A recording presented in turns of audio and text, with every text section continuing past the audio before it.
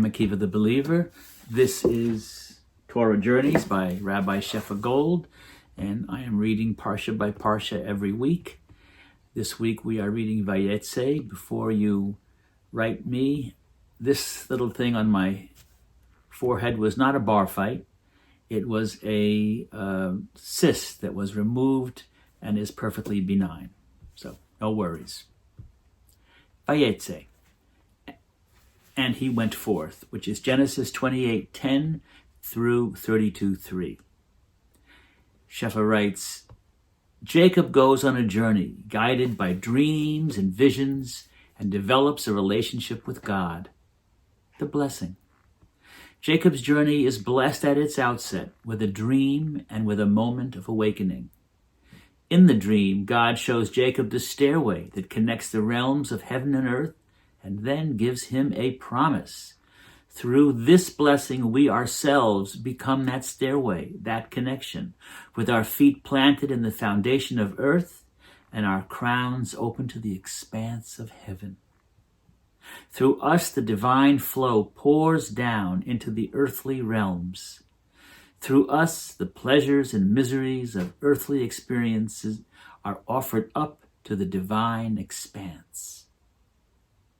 When I become available to this flow, I am awakened to the most awesome and transformative truth. God was here all along, and I didn't know it. This is none other than the house of God. This is the gate of heaven. This very moment and this place here where I stand is at once God's home and the doorway to all realms.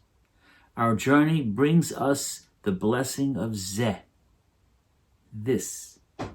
In becoming fully present to this moment, here and now, the presence of God is revealed. In the story of Vayeitzei, Jacob tries to negotiate with God.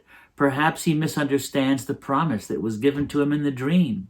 Perhaps he has forgotten the moment of awakening and becomes frightened.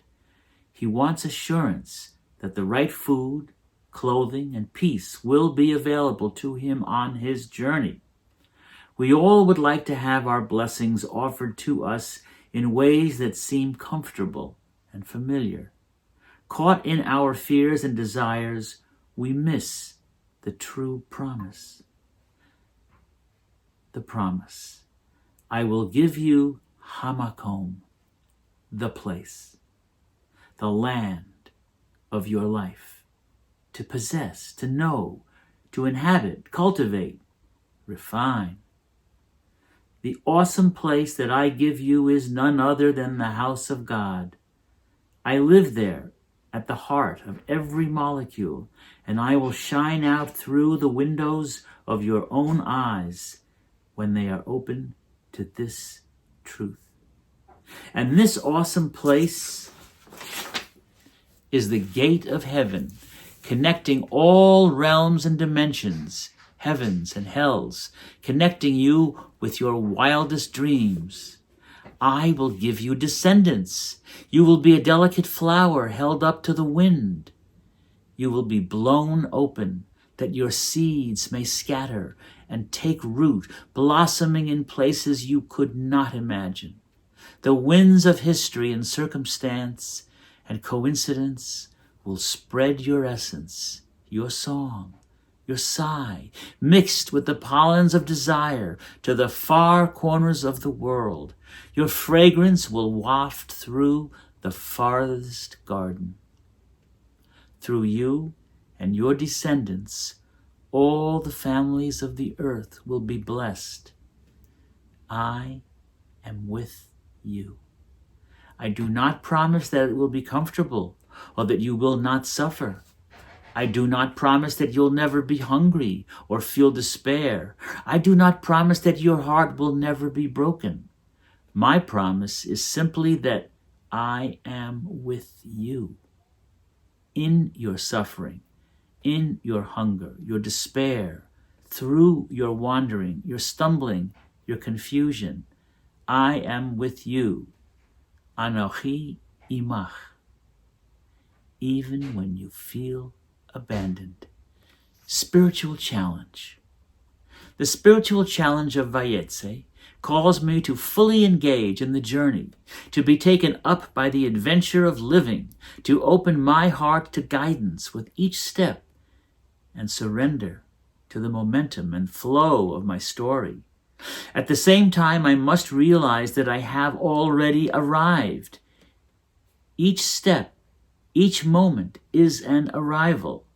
God is in this place, this moment, and all that I have to do is become present. Each side of the paradox holds a spiritual challenge, as does the paradox itself. Shefa writes, I recently met an old man on the streets of Berkeley who said that the spirit of his grandmother sat on his shoulder and gave him guidance.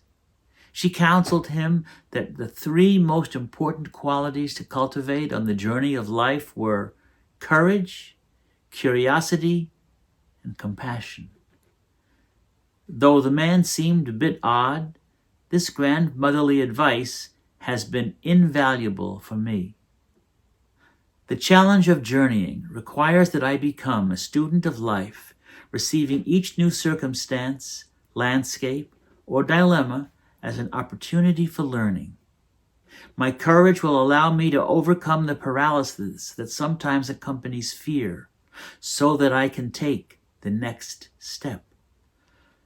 My curiosity will lead me onward and infuse the journey with joy, and compassion will open my heart, connect me with others, and heal the wounds that life inflicts.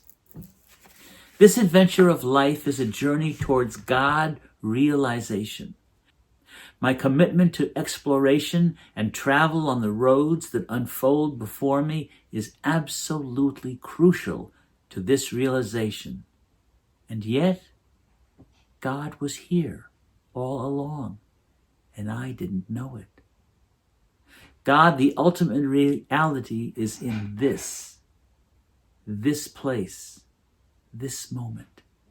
The challenge is to stand still with enough calm and spaciousness to be fully present to presence itself. I live in the paradox of journey and arrival, finding stillness in my journey, yet continuing to follow the path of awakening as it unfolds in the stillness. Guidance for practice.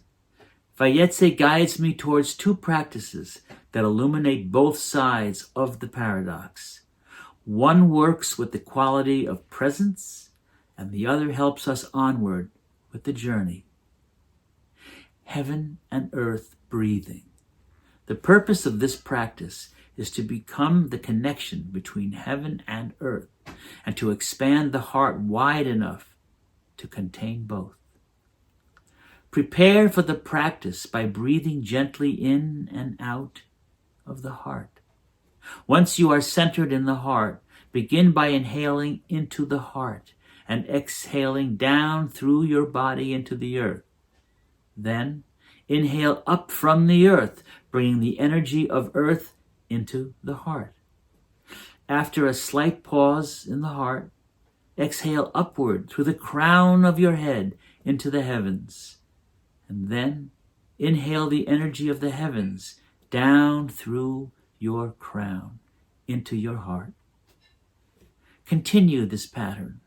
Each time you exhale down into the earth, send the breath a bit deeper. Each time you exhale to the heavens, send the breath a bit higher. And each time you inhale the energies of heaven or earth into the heart, expand the heart to receive those energies. Do the practice for at least 5 minutes and end with breathing gently in and out of the heart. Walking meditation. Find an easy and quiet place to walk. Begin by finding your balance and stillness, feeling the earth support you. As you begin to walk, bring your attention to the point of contact with the earth. Stay completely present in each step, noticing the shifting of weight and the air against your skin. Enjoy each step. Walk as if you were kissing the earth with your feet. After at least 10 minutes, come to stillness and focus your attention on the breath. This concludes this week's Parsha. I want to remind you again that you can purchase this book, Torah Journeys, if you go to the website of Rabbi Shefa Gold on the internet, and there you will be able to purchase it, and the money will go directly to Rabbi Gold. Thank you again for sticking with me to the end, and I'll see you at the next Parsha. All the very best for the week.